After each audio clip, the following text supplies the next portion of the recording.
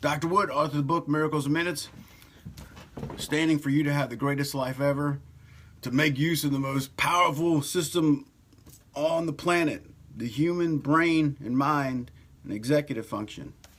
So, what is the greatest fear of man? Is the unknown. And the biggest one is what's beyond death. You know, when we were babies, we didn't have any fear of the unknown, but we were conditioned by our caretakers, by humanity, by the society, to be afraid of unknowns.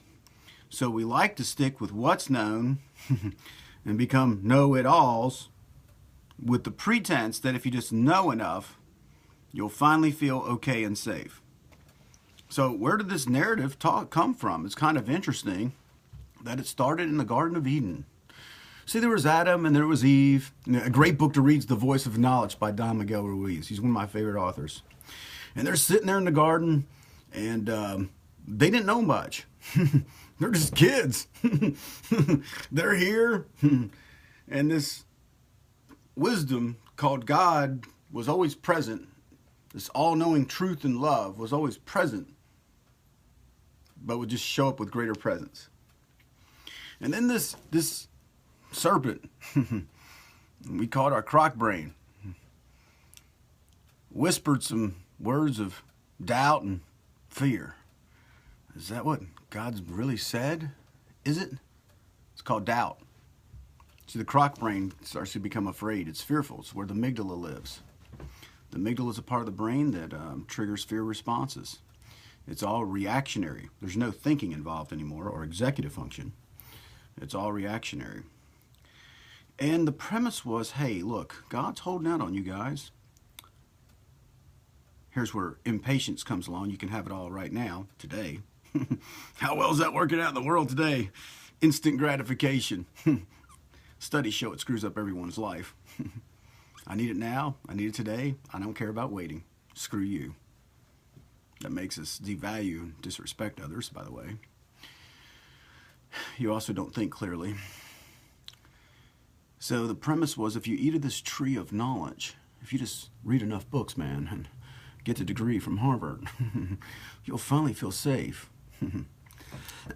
Without your executive function, or wisdom, or love, or God, you'll be fine. You'll be your own God. I don't need him. I got me. It's called ego, and it's called your pride.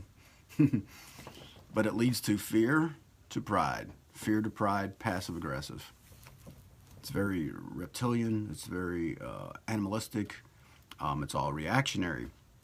So, but the premise was, if you just knew enough, you could overcome your fears, and you'd feel like God on earth because you know it all.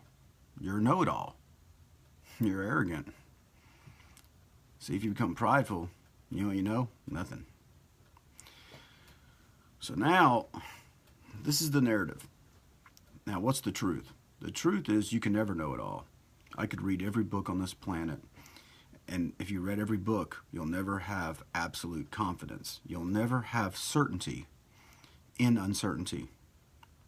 See what the Navy SEALs teach their candidates, the guys who make it through? They learn how to become comfortable. Certainty in the uncomfortable.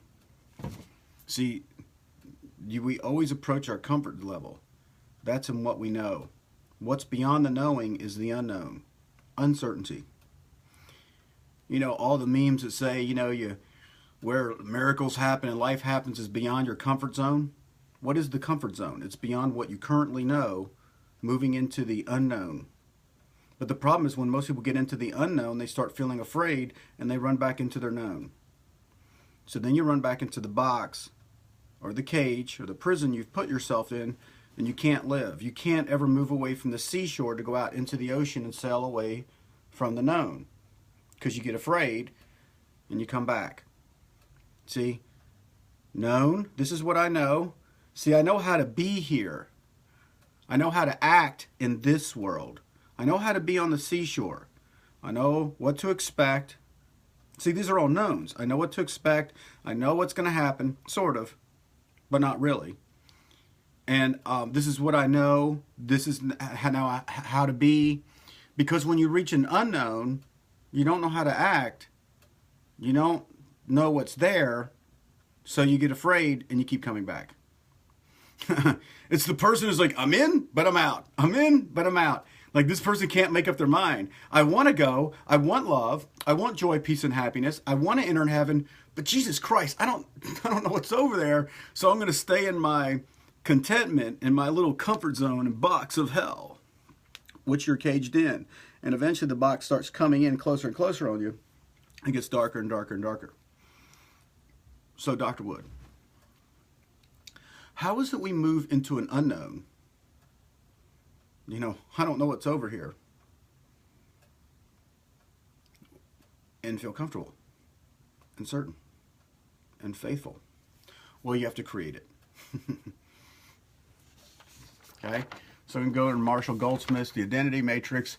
See, this over here is the unknown, this created space. And all you have is what you currently know, what you've been taught, and what everybody said. So you just stay where you are. It's called living in the past and the Groundhog Day.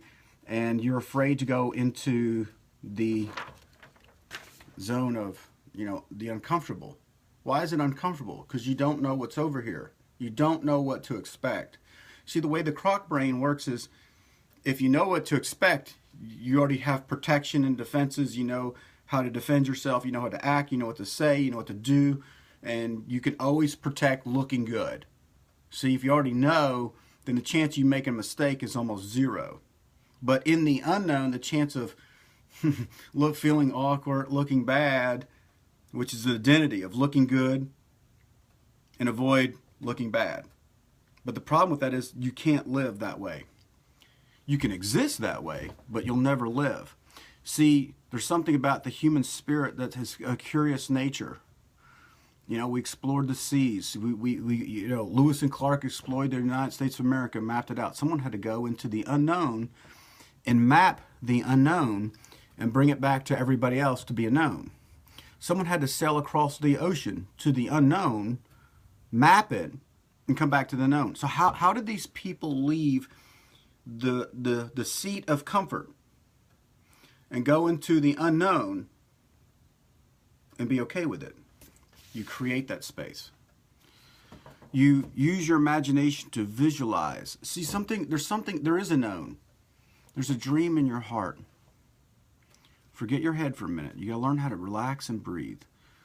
If you're going to die, go to this place. If you're going to die and you got 10 minutes left, what is it you'd want to explore or try it on?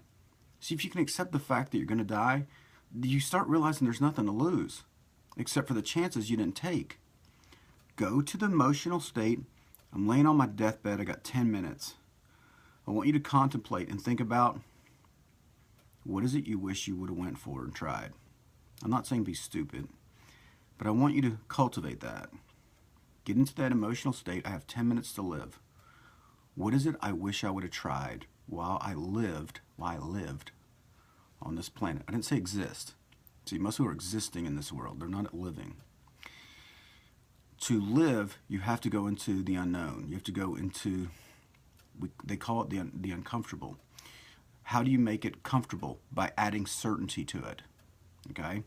So first, what's the vision of what it is that you want? So if you just have the vision alone, you know, it's what you're passionate about. It's what you would have loved to do. What I always would have loved to do this. See, what keeps you going when you get out into the unknown is the love, the passion to be living this experience and the curiosity of exploring this experience. See, curiosity and passion can keep you going. Let's add another component. Because out there in the ocean of the sea of unknown is uncertainty. Well, you can create certainty. See, it's an emotional state. So I want you to think about a time in your life when you felt very confident, just so certain.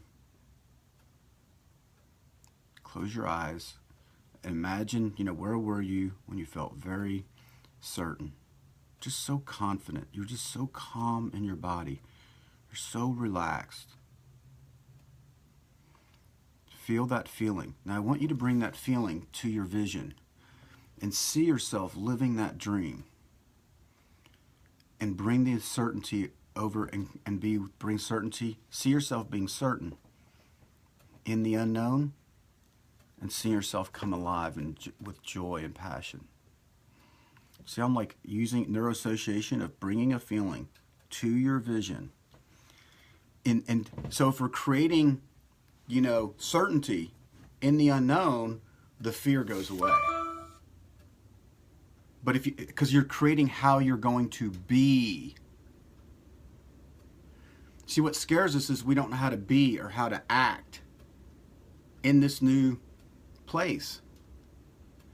See, if you've never been to a high school dance before, you may not want to go because you don't know what to say, you don't know what to do, you don't know what the conversation looks like, you don't know how to act. See, we're all actors in this play called life.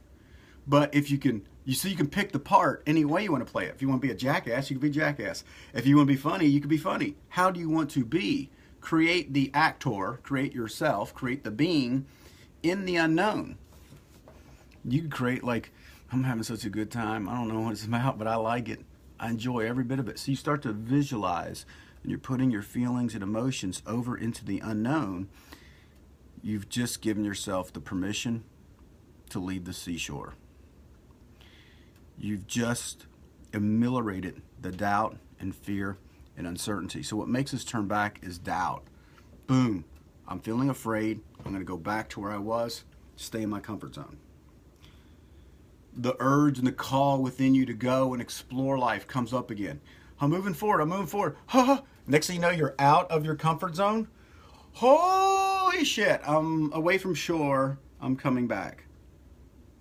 And people keep swimming back to the same seashore, and they're stuck in life. And then they tell themselves a story. Well, I don't need to be a millionaire. I don't need to have a great life. This is just the way life is. So then you placate, make yourself feel good by telling yourself a story for not living. But inside, you're dying, and you pretend you're okay, and you put a fake smile on your face. Oh, how's life? It's just great, Susie. But as soon as the doors close, you're sad, you're depressed, you're the wanting. See, this inner wanting that you have isn't being explored. So you keep trying to self-medicate by telling yourself stories that everything's okay. What's the reason why you don't leave the seashore? Because of the fear of the unknown. But if you create yourself of how you're going to be in the unknown, 90% of the fear is gone. You just gave yourself permission to go for your life. Now you're swimming, and you can have a good time swimming in the unknown. You create yourself in the unknown with the feelings and emotions and the way you want to act. You can imagine how you're going to be. And as you start creating that, you start to become that, and you get to have it. It's Dr. Wood, How to Overcome the Greatest Fear of All, the Fear of the Unknown. It's going to take some practice, by the way, what I just shared with you. The more you neuroassociate, the more you connect those wires together, the more certain you become in uncertainty, and you build your own confidence by creating your confidence by practicing what I just shared with you. Hope this helps you a lot.